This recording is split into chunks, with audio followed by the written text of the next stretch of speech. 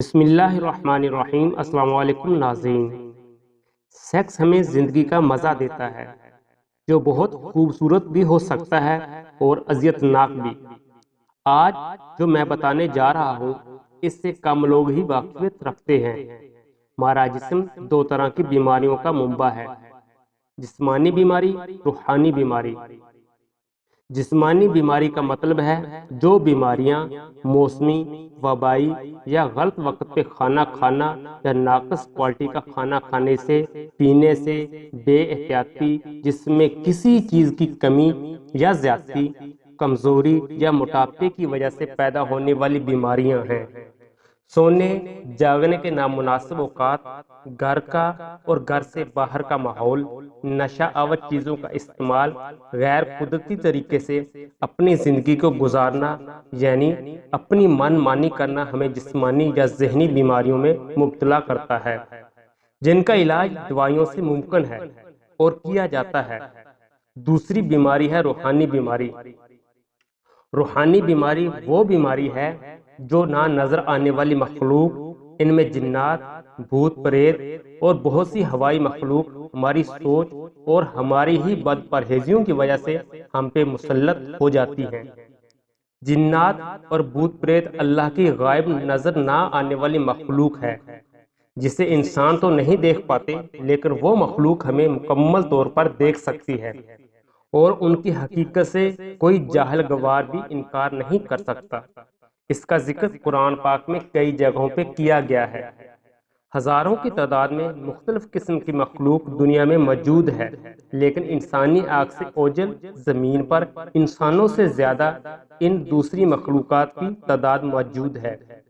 ان میں اتنی طاقت ہے کہ وہ ہمارے گھروں، ہمارے جسموں میں بآسانی گھس سکتے ہیں، یہاں تک کہ ہمارے خون میں شامل ہو کر پورے جسم پر قابض ہو جاتے ہیں اور جسم کی مختلف حصوں میں اپنا مسکن، اپنا ڈیرا بنا لیتے ہیں اور جسم کے اس حصے کو خراب کرنا شروع کر دیتے ہیں، وہاں موجود خون کی نسوں کو بند کر دیتے ہیں، جس کی وجہ سے ہمیں نہ ختم ہونے والی بیماریاں لاحق ہو جاتی ہیں۔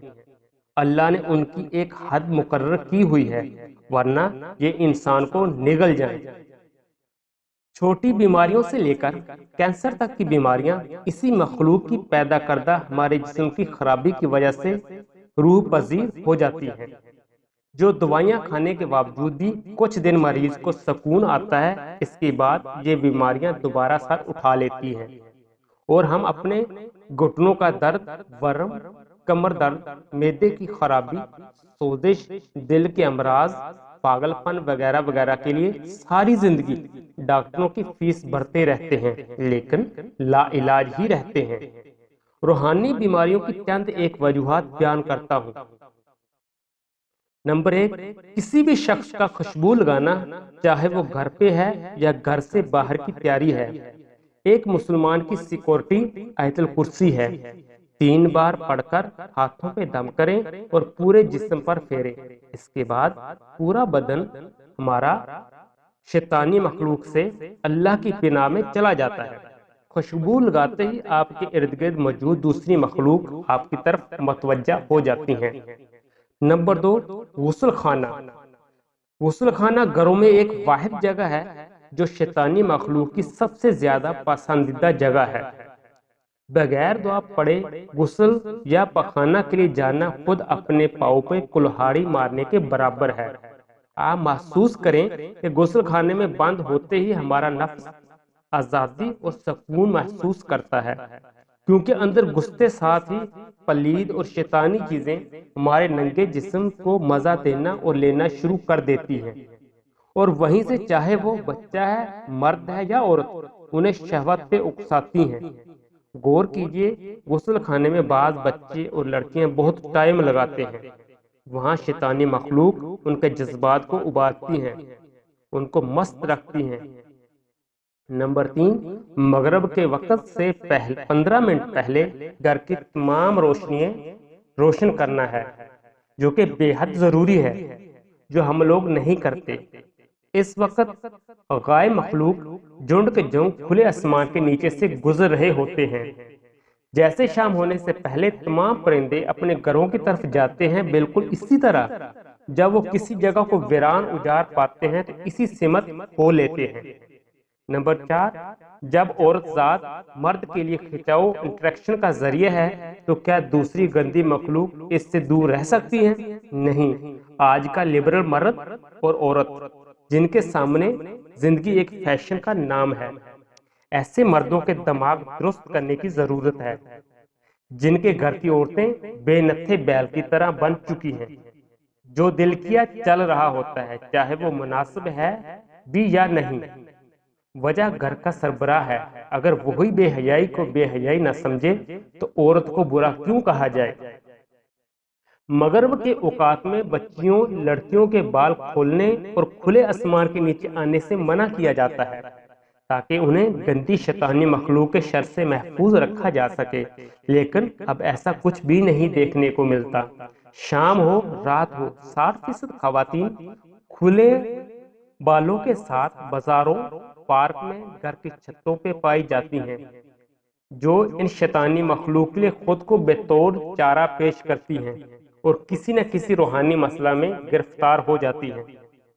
5، کوئی بھی کھانے اور پینے والی اشیاء کو بغیر بسم اللہ پڑھے کھایا یا پیا جائے تو ہمارے ارد گرد موجود جنات اور بھوت پریت شیطانی مخلوق جو ہماری خوراک میں سے اپنی خوراک نکالتے ہیں، اس غذا کو انسان کے لیے مضر صحت بنا دیتے ہیں۔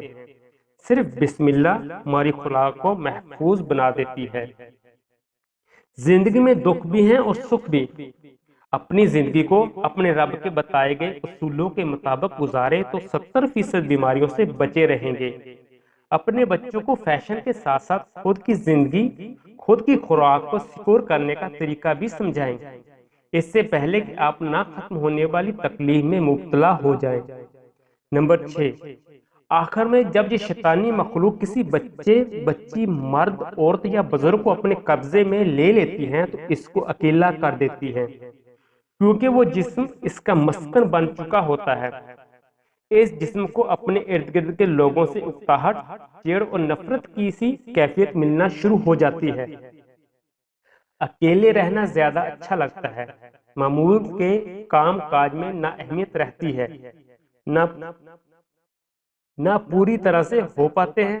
یہ شیطانی مخلوق انسانی جسم سے سیکس کرتی ہے، انسان کو دماغی اور جسمانی طور پہ غلیظ اور کمزور بنا دیتی ہے، ننگے کاموں کی طرف راغب کرتی ہے، شادی شدہ اپنے شریک کے حیات سے دور بھاگتا ہے اور کسی غیر کے لیے شہوت محسوس کرتا ہے۔ زنا، بدکاری، چھوٹی عمر میں جوان ہونا یا مرد کی خاص جگہ چھوٹی رہ جانا، یہ سب جناتی فعل ہیں۔ دوسری مخلوق مرد عورت کی شرمگاہوں سے کھیلتی ہے، ایسے اسے خراب کرتی ہے اور اس میں بیماریاں اور نقص پیدا کرتی ہے۔ انسان کا ذہن شہوت سے بھر دیتی ہے، اس کی سیکس کی ضرورت کو بڑھا دیتی ہے۔ انسان سمجھ نہیں پا رہا ہوتا اس کے ساتھ ہو کیا رہا ہے۔ اتنی ضرورت بڑھ جانے کے بعد جب کسی انسان کی جسمانی خواہش پوری نہ ہو تو اس کی وجہ سے وہ ذہنی بیماری اور ڈپریشن کی شکل اختیار کر لیتی ہے، جو آج کل سیریفریسٹ ہسٹیریا یا فیمیل ڈس آرڈر کے نام سے پہچانی جا رہی ہے۔ بنیادی وجہ تو بہت کم نظر ڈالی جاتی ہے، کیونکہ ہمیں ان چیزوں کو نہ ہی سمجھ پاتے ہیں نہ جان پاتے ہیں، کیونکہ یہ غیبی مخلوق ہے اور اپنے راز بھی غائب ہی رکھنا چاہتی ہے۔ غسل صحیح طریقے سے نہ کرنا آپ کے جسم کو کبھی پاک نہیں کرتا، چاہے آپ 10 بار ہی کیوں نہ نہائیں یا غسل فرمائیں۔ ناک کی آخری حد تک پانی بہانا بہت سے لوگوں کے لیے مشکل کا کام بن جاتا ہے۔ بچوں کو نہیں سکھایا جاتا کہ کس طرح غسل کیا جائے۔ پیشاب کرنے کے دوران پیشاب کی چھینٹیں پاؤں پہ پڑنے سے جسم اور کپڑے پلید ہو جاتے ہیں۔ بچوں کو ماں باپ یہ نہیں سکھاتے کہ پاؤں دھو کر باہر نکلنا چاہیے۔ لڑکیوں کے مخصوص دن گزر جانے کے بعد ان کو کس طرح پاک ہونا ہے ان کو نہیں سکھایا جاتا۔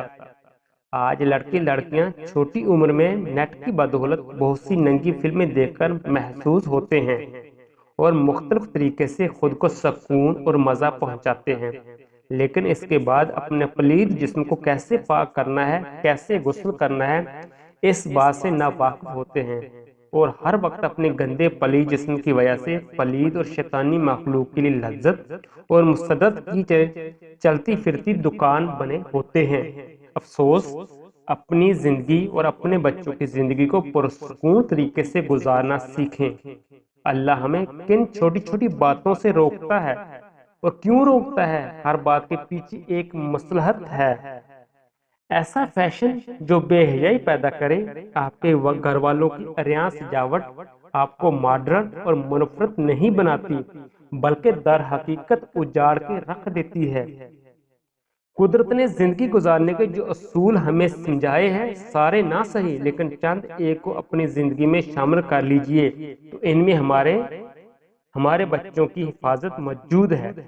اگر آپ غور کرنے کی صلاحیت رکھتے ہیں تو غور کیجئے، ورنہ زندگی تو کھوتے ڈڈو کا کوچ کھا کر بھی گزاری جا سکتی ہے۔ شکریہ۔